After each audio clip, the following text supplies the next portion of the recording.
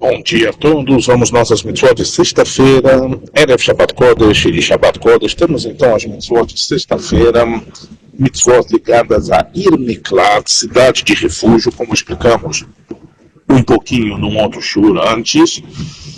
Haviam 6 cidades de refúgio espalhadas em Eretz Israel.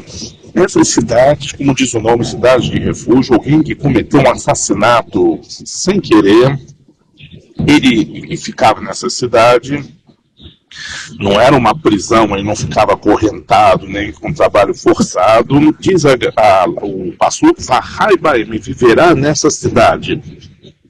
Ou seja, ele tinha uma vida normal, mais ainda, uma alahá interessantíssima da Gemara, o Rambam traz também, um aluno que sem querer matou, vai ser exilado para essa cidade, até aí data demais, mas diz que o mestre desse aluno também tinha que ir junto. O mestre ele não fez nada, não tem nada a ver com essa história, a ligação do mestre com esse assassinato involuntário é o fato dele ser um mestre, professor rural, de um cidadão que cometeu sem querer uma coisa gravíssima. O Rambam diz porque as pessoas que estão acostumadas com o estudo de Torá, sem Torá isso não é vida, e o Passuco diz que a pessoa deve viver nessa cidade, e por isso deveria ser o mestre também exilado. Lógico, ao contrário, também o Rambam traz, um mestre que sem querer matou, foi condenado a esse exílio, sua estivá, todos os seus alunos também iam para essa cidade. Então essa cidade, as pessoas viviam, ficavam lá, como diz o Passuco, até a morte do Cohen Gadol. Quando o Cohen Gadol falecia, todos eram liberados dessa cidade. É uma coisa que não tem prazo, pode ser que o Cohen Gadol leve, a partir que a pessoa entrou lá, pode ser que o Cohen Gadol leve 20 anos, pode ser que morra na semana que vem, não tem prazo, quer dizer, depende do Cohen Gadol. Por que depende do Cohen Gadol? Traz a Gemara, Midrashim, que o Cohen Gadol deveria rezar para que isso, uma coisa tão grave, embora sem querer, não acontecesse no seu período de Keuná.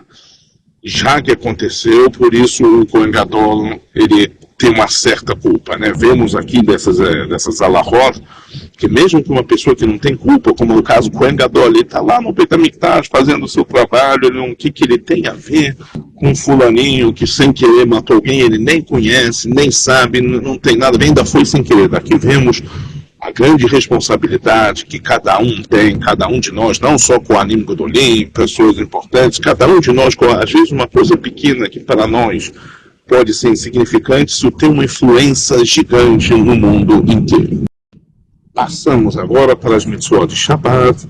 Temos a mitzvah de salvar a vida de uma pessoa que se encontra em perigo.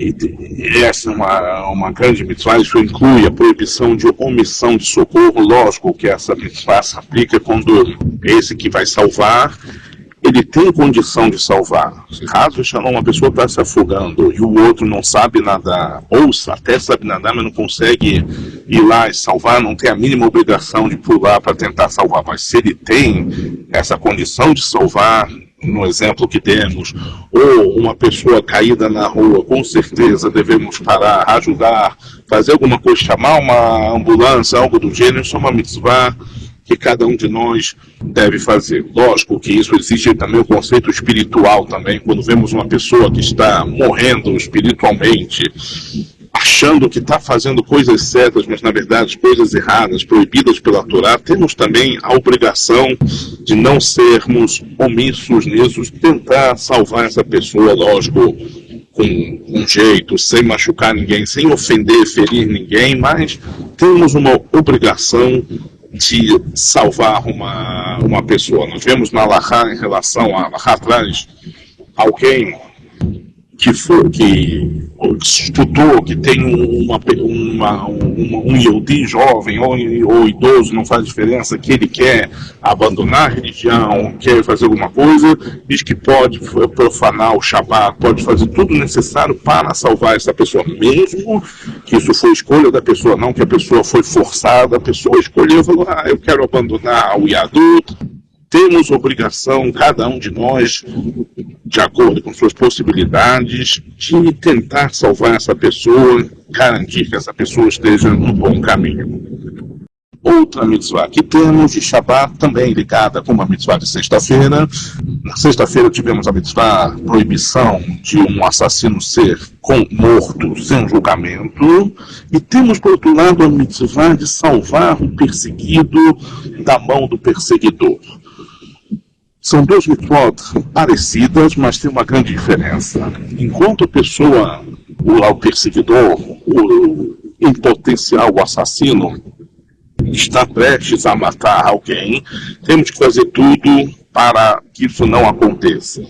Se necessário, até se for necessário, executar esse assassino para que ele não cometa o que ele está pretendendo. A partir do momento que ele já matou alguém, aí ele não pode ser morto, ele tem que ser julgado por um Beit Din. Convém dizer que depois que foi destruído o Beit HaMikdash, não há mais pena de morte. Mas antes dele cometer a questão de legítima defesa, ou não necessariamente nossa defesa, defender outra pessoa, é permitido, mesmo hoje em dia. Aqui vemos toda a questão de guerra, toda a questão de guerra, a Torá dá permissão realmente para tirar uma vida humana. Isso é uma coisa gravíssima, isso é uma coisa que não tem retorno, mas mesmo assim, em caso de defesa, é permitido. Ou seja, deixando claro, a mitzvah não é matar o perseguidor, a mitzvah é salvar o perseguido. E isso vai muito longe, até não só no caso que demos, que exemplificamos, tipo, alguém está perseguindo outro para matar. Também pode ser, no caso também, a Guimarães atrás de uma criança que está, um feto que está perigando a vida da mãe. Então, realmente, haveria a questão do aborto, que seria permitido para salvar a vida da mãe. Ou seja, o feto seria o perseguidor, embora ele não tenha a mínima intenção, mas uma gravidez de risco, etc. Lógico que todos os casos devem ser muito bem analisados por médicos experientes e rabanim também. Shabbat Shalom para todos.